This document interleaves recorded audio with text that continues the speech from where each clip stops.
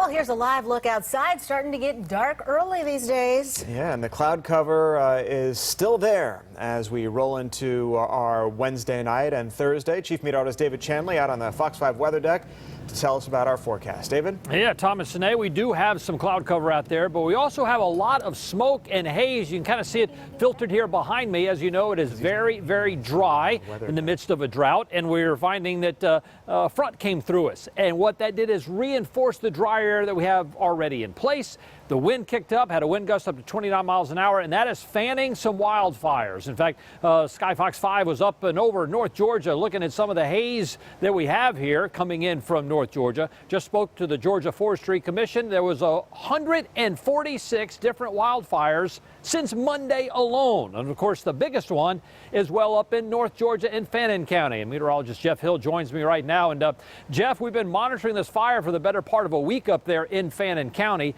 It's grown. Now, what happened was the wind shifted, and so here comes the smoke. Exactly. We had that cold front come through, and now the winds are coming in a different direction from the north and northwest, transporting that smoke all the way down here into Atlanta. But here's a look at, from satellite view, of the wildfires earlier this week. We didn't see the smoke earlier this week because the winds were coming in out of the east and southeast, taking that smoke all the way up into Tennessee and on up toward Kentucky. Well, now the winds have shifted. We had the cold front come through. Winds now coming in out of the north and northwest, transporting all that smoke down here into the metro area.